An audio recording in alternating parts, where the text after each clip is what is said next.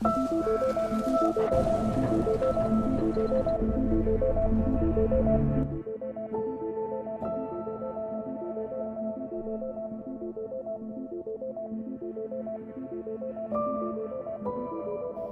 para pecinta film, selamat datang di One Day Film. Di video kali ini, saya akan membahas sebuah film yang berjudul Badland Hunter. Film ini akan mengisahkan tentang sekelompok orang yang mencoba bertahan hidup di tengah kehancuran dunia. Baiklah, tanpa berlama-lama, langsung saja kita masuk ke pembahasannya.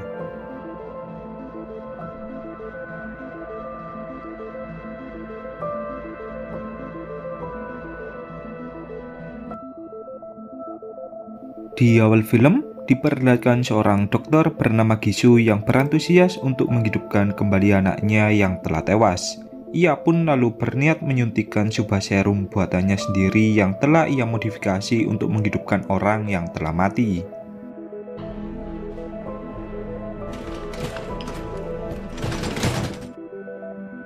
Beberapa saat kemudian, datanglah sekelompok pasukan khusus yang menyuruh Gisu agar menghentikan perbuatannya.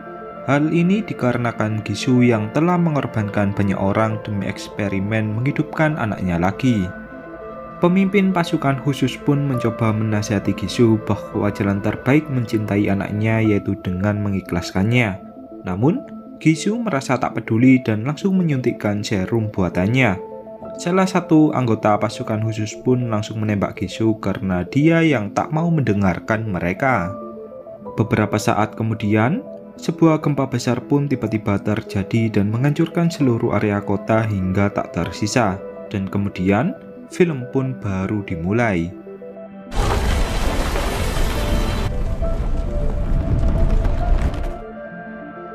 Beberapa tahun kemudian, diperlihatkan seorang pria bernama Jiwan yang tengah berburu hewan. Di masa ini, sangat sulit sekali mencari makanan dan air bersih. Ketika Jiwan melewati sebuah tempat, terdapat seekor buaya yang akan menjadi buruannya.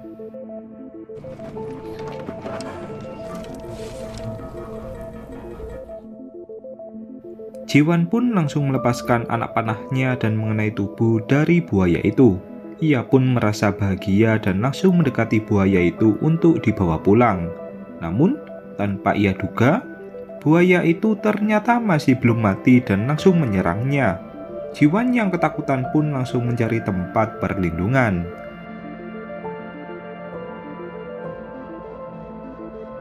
Ketika tengah terdesak dan akan dimakan oleh buaya itu, datanglah seniornya yang bernama Namsan yang langsung membunuh buaya itu. Hanya dengan bermodalkan sebuah parang, Namsan pun berhasil memenggal buaya itu hingga tewas.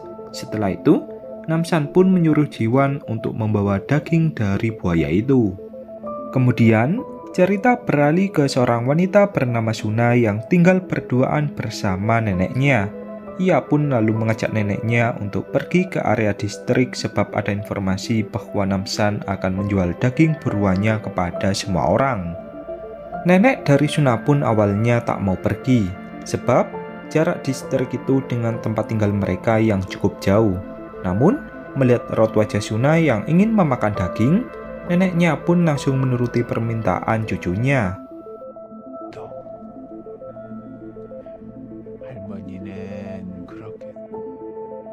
Di area distrik, diperlihatkan semua orang yang berbagi air minum walaupun air itu sangat kumuh.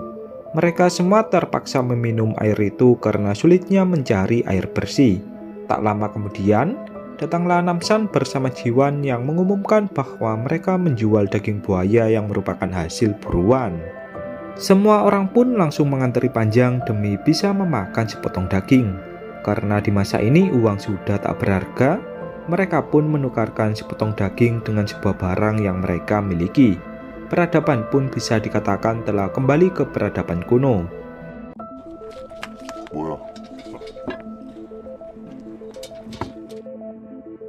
Ketika tiba giliran Suna bersama neneknya, Namsan pun langsung memberikan potongan daging yang cukup banyak sebab Suna bersama neneknya pernah menolongnya di masa lalu.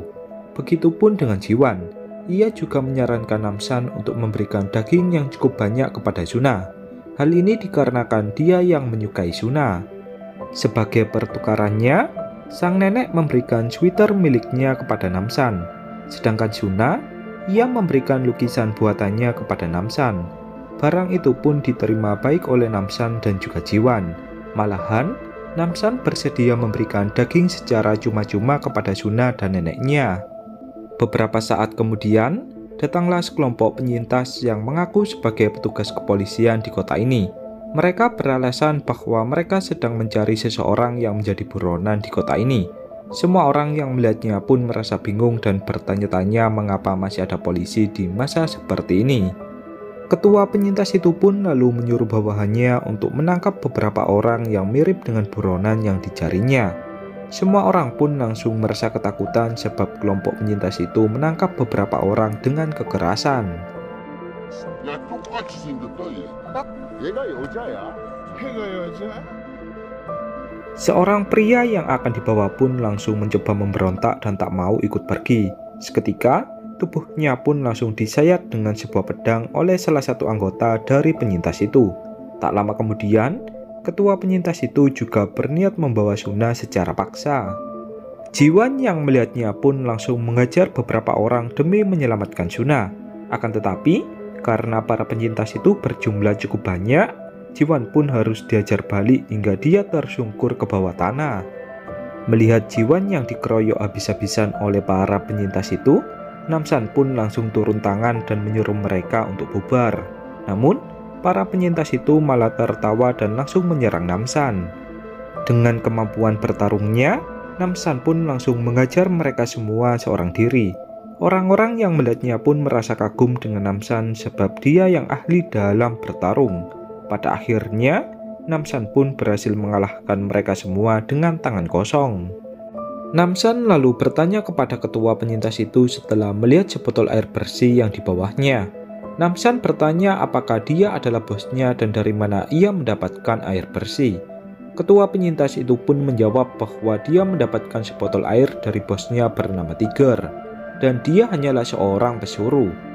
Mendengar nama dari Tiger, Namsan pun menyuruh penyintas itu untuk menyampaikan pesannya kepada Tiger agar tak mendatangi tempat ini lagi. Ketua penyintas itu pun lalu bertanya balik tentang siapa dia sebenarnya. Ketika Namsan menyebutkan namanya, penyintas itu pun langsung pergi dari sana dengan sangat ketakutan. Ternyata, Namsan telah dikenal sebagai dewa petarung di kota ini. Setelah keadaan dirasa aman, mereka semua pun kembali melanjutkan aktivitas dengan normal. Saat hari menjelang sore, Namsan pun mengajak Jiwan untuk kembali pulang sebab dagangan mereka yang laris terjual. Ketika mereka berdua melewati rumah dari Suna, mereka pun melihat sekelompok orang aneh yang berpakaian serba hitam. Jiwan pun langsung mendatangi Suna sebab merasa takut jika kelompok orang itu adalah orang-orang jahat. Suna lalu menjelaskan bahwa mereka adalah orang baik yang menawarinya untuk tinggal di apartemen dan sekolah di sana. Pemimpin kelompok itu yang bernama Ibu Kim pun juga menjelaskan bahwa tujuannya adalah mencari anak remaja sebagai aset masa depan. Mendengar hal itu, Jiwan pun merasa tak rela jika harus berpisah dengan Suna. Namun, jika semua ini demi kebaikannya, ia pun terpaksa harus merelakannya. Ibu Kim pun juga menjelaskan bahwa kehidupan Suna akan terjamin di sana, sebab mereka memiliki pasukan militer yang bertujuan untuk melindungi tempat mereka dari penyintas jahat di luar sana. Malam harinya, Jiwan pun tak bisa tidur sebab dia yang terus kepikiran tentang Suna. Namsan pun mencoba menghiburnya dengan mengajaknya berburu. Barangkali hal itu bisa menenangkan hatinya.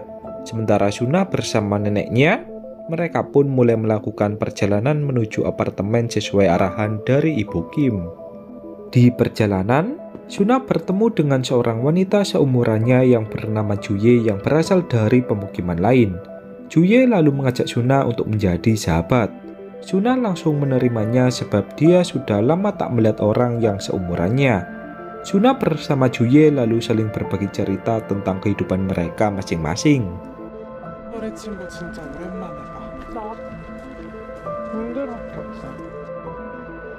Saat sudah menempuh perjalanan yang cukup jauh, nenek dari Suna dan seorang pria lansia pun langsung merasa lelah sebab mereka yang tak kuat jalan lagi. Ibu Kim pun langsung memerintahkan anggotanya untuk membawa kedua lansia itu ke tempat kelompok mereka yang ada di sekitar sini. Awalnya, Suna tak mengizinkannya, namun Ibu Kim pun menjelaskan bahwa dia akan mengobati nenek dari Suna dan akan menjemputnya pada esok hari. Mendengar hal itu, Suna pun merasa sedikit lega walaupun hatinya masih merasa ragu. Beberapa jam kemudian, tibalah mereka di sebuah tempat dan ada pasukan militer yang sudah siap menjemput mereka. Ketika semua orang diperintah untuk masuk ke dalam mobil, Suna pun memilih tak ikut masuk sebab ia yang ingin menunggu neneknya. Ibu Kim pun mencoba meyakinkan Suna bahwa neneknya akan baik-baik saja. 탑승인원 체크해. Sementara itu, di tempat yang lain, ketika Jiwon tengah berburu, ia pun tak sengaja melihat bawahan dari Ibu Kim yang membunuh nenek dari Suna dan seorang pria lansia. Merasa sangat marah, Jiwon pun langsung mengejar kedua orang itu tanpa ampun. Sialnya, Jiwon merasa sangat kewalahan sebab kedua orang itu yang terus bangkit seakan tak memiliki rasa sakit. Saat Jiwon tengah terdesak dan kesulitan melakukan serangan, datanglah Namsan yang langsung menolongnya. Perkelahian pun lalu kembali berlanjut dan terjadi semakin sengit. Ketika Jiwon berhasil menjebak lawannya dengan menggantungnya ke atas tiang, lawannya pun malah memotong kakinya sendiri seakan ia sudah gila.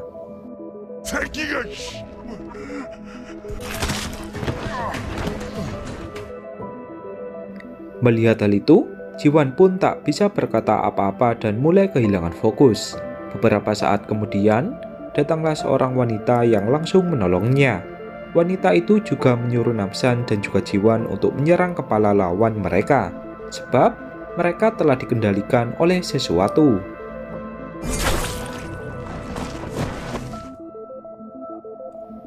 Keesokan paginya, wanita itu pun mengenalkan namanya bahwa dia bernama Unyo. Dahulunya, ia adalah seorang angkatan udara. Saat dunia menjadi seperti ini, ia bersama pasukannya menemukan apartemen yang memiliki sumber air bersih. Ia pun awalnya menjadikan apartemen itu sebagai pemukiman penduduk. Namun, pada suatu hari, datanglah seorang dokter bernama Gisu yang mereka kira hanyalah dokter biasa. Semakin hari, banyak orang yang tewas setelah menjadi subjek eksperimennya. Gisu membuat sebuah eksperimen untuk menjadikan orang hidup abadi. Sebab itulah, kedua orang yang mereka hajar sebelumnya tak bisa mati. Unyo pun lalu memberontak dan diusir oleh atasannya sendiri yang bernama Sher Sanwon. Ia tak menyangka jika atasannya malah berpihak kepada dokter gila. Dari kejadian itu, Unyo memilih pergi dari kelompoknya daripada harus tunduk dengan dokter gila. 순아를 데리러 갈 건데. Beralih ke Suna, setibanya ia di apartemen, muncullah dokter Gisu yang langsung menyapa mereka semua. Ia juga mengatakan bahwa dialah yang bertanggung jawab dan pemimpin di apartemen ini. Mereka semua lalu diberikan sebotol air bersih secara cuma-cuma.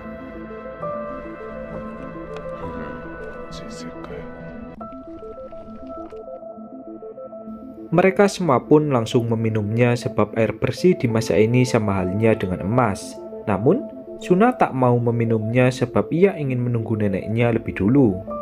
Kembali ke Namsan, Jiwon pun langsung mengajak mereka untuk pergi ke sana.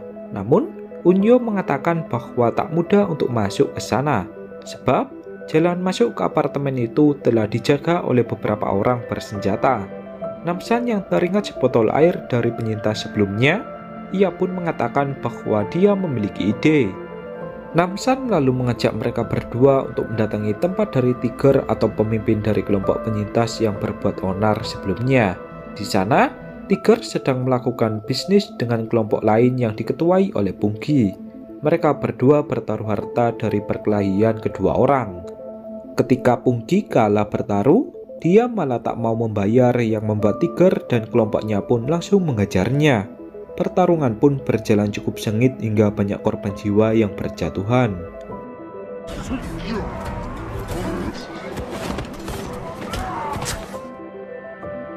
Tak lama kemudian, datanglah Namsan bersama Jiwon dan juga Unyo. Namsan lalu berteriak kepada Tiger yang ada di sana. Tiger yang mendengarkannya pun langsung sedikit ketakutan dan menyuruh Pungki untuk membantunya melawan Namsan.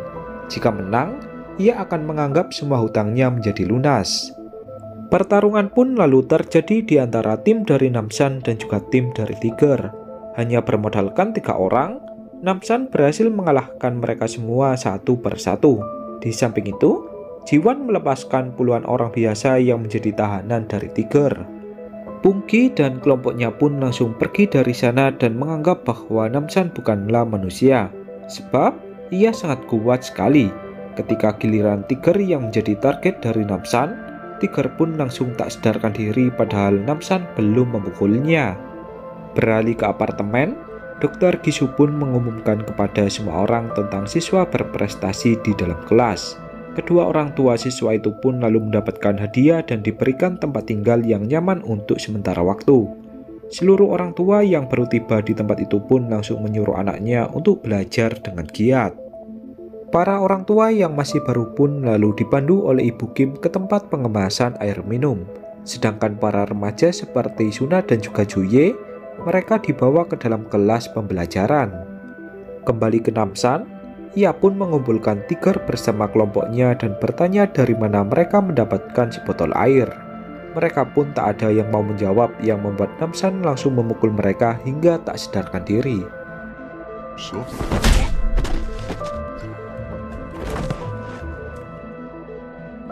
Ketika giliran Tiger yang ditanya, ia pun mengakui bahwa dia bekerja sama dengan pasukan militer di apartemen. Ia menukarkan beberapa orang dengan air minum. Semakin mudah orang yang mereka tukar, semakin banyak air minum yang diberikan. Mendengar hal itu, Namsan pun lalu menyuruh Tiger agar membantunya untuk masuk ke sana. Beralih ke Suna, ketika ia baru memasuki kelas, ia pun diperintah untuk memperkenalkan diri kepada semua murid. Suna pun lalu memperkenalkan diri, namun ia juga merasa aneh dengan semua murid. Mereka semua yang ada di sana memiliki tanda aneh di belakang telinga mereka, dan pandangan mereka juga kosong.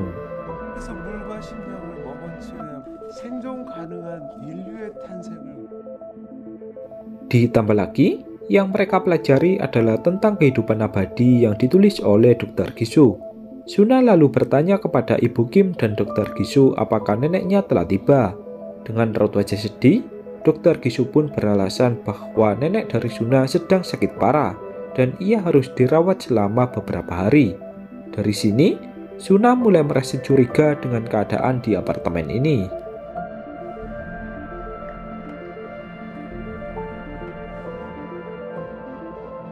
Malam harinya, Suna diam-diam pergi dari kamarnya dan berniat mencari keberadaan dari neneknya. Ia lalu mendatangi ruangan dari Dr. Gisu yang ada di lantai atas. Sementara itu, di ruang pengemasan air, orang tua dari Juye memaksa Dr. Gisu agar mempertemukan mereka dengan anak mereka. 자, 그러면은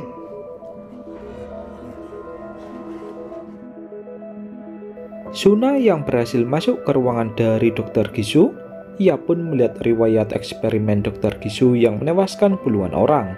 Dr. Gisu membuat eksperimen regenerasi reptil yang ia terapkan ke tubuh manusia. Tujuannya agar tubuh manusia bisa meregenerasi tubuhnya sendiri ketika rusak. Tak lama kemudian, datanglah orang tua dari Juye yang dibawa oleh Dr. Gisu. Orang tua dari Juye pun langsung merasa ketakutan setelah melihat Juye yang menjadi subjek eksperimen. Suna yang ada di sana pun hanya bisa bersembunyi agar tak ketahuan. Beberapa saat kemudian, Juye langsung menghembuskan nafas terakhirnya.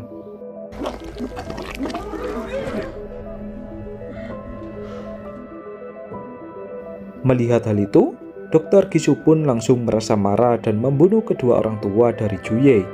Ia merasa gagal lagi untuk menghidupkan anaknya yang telah tewas. Tak diduga, Suna malah ketahuan oleh Dr. Gisu. Kini, Suna akan menjadi target eksperimen selanjutnya dari Dr. Gisu. Kembali ke Namsan, dia bersama Tiger dan yang lainnya pun sudah tiba di depan apartemen. Saat akan masuk, petugas yang berjaga pun menghentikannya dan mengatakan bahwa mereka sedang tak meminta pertukaran orang. Mendengar hal itu, Namsan langsung memaksa masuk dan menabrak semua penjaga dengan mobil yang dikendarainya.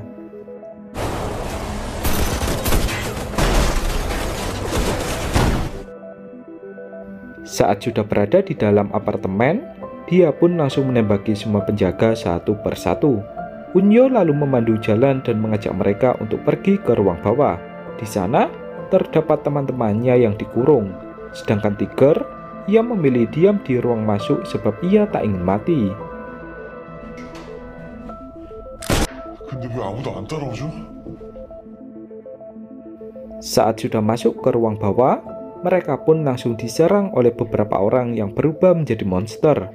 Unyo pun tak menyangka jika pasukan yang setia kepadanya malah dijadikan manusia eksperimen oleh Dr. Gisu.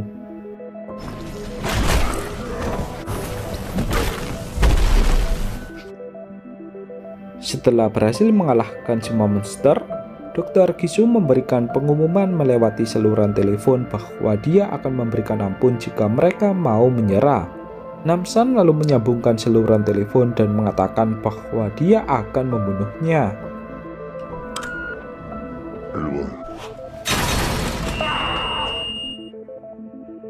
Namsan dan yang lainnya pun lalu kembali melanjutkan perjalanan ke ruang atas. Unyo bersama Jiwan lalu diperintah untuk pergi lebih dulu sedangkan dia akan menyusul nanti. Namsan lalu menggunakan parang kesayangannya dan mengejar semua orang yang ada di hadapannya.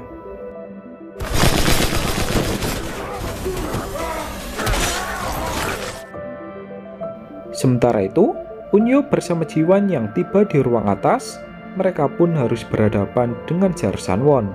Unyo lalu menyuruh Jiwan untuk pergi lebih dulu. Pada akhirnya, terjadilah pertarungan antara Unyo dengan atasannya.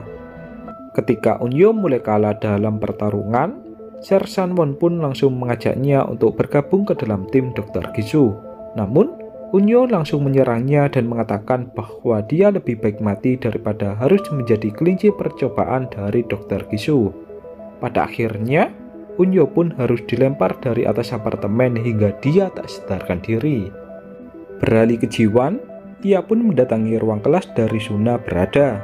Ia lalu menyandera Ibu Kim dan menyuruhnya untuk menunjukkan di mana Suna berada. Saat mereka melewati ruang tangga, muncullah Sersan Won yang ingin mengejar Jiwan. Namun, dari arah belakang, muncullah Namsan yang langsung mengatakan bahwa dialah yang akan menjadi lawannya. Di lain sisi, Dr. Gisu merasa heran mengapa serumnya dari Suna tak seperti biasanya. Tubuhnya pun langsung berubah aneh setelah mencoba serum itu. Suna lalu mengatakan bahwa dia tak meminum sebotol air yang diberikan olehnya. Ia sudah menyadari jika air itu sudah dimodifikasi. Tepat pada saat Suna akan dibunuh, datanglah Jiwan yang menyuruh Dr. Gisu untuk melepaskannya. Di ruang lain, pertarungan Namsan berlangsung cukup sengit sebab Sersan Won yang memiliki kekuatan yang setara dengannya. Karena Sersan Won tak bisa mati, Namsan pun langsung memenggal kepalanya dengan pecahan kaca di apartemen.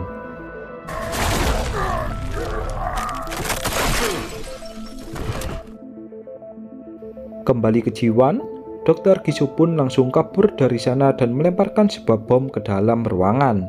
Namsan yang melihatnya pun langsung mencari keberadaan dari Jiwan dan juga Suna. Beruntungnya, mereka berdua berhasil selamat. Saat Dr. Gisu akan pergi dari apartemen, dia pun langsung diajar oleh semua orang karena telah menjadikan anak-anak sebagai kelinci percobaan. Tak lama kemudian, Dr. Gisu pun langsung berubah menjadi monster. Ia langsung menembaki semua orang yang ada di sana. Namsan yang sudah tak tahan lagi, ia langsung membunuh Dr. Gisu.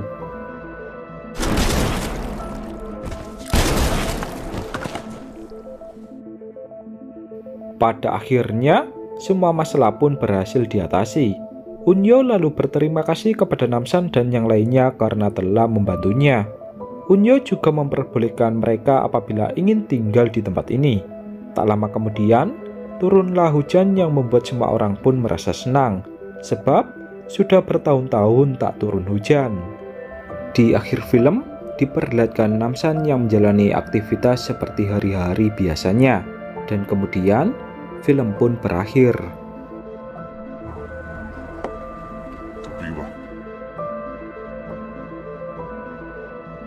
Baiklah, mungkin hanya itu pembahasan pada film kali ini. Tak lupa, saya mengucapkan terima kasih kepada kalian yang sudah menonton. Apabila kalian menyukai channel ini, jangan lupa menekan subscribe dan juga like.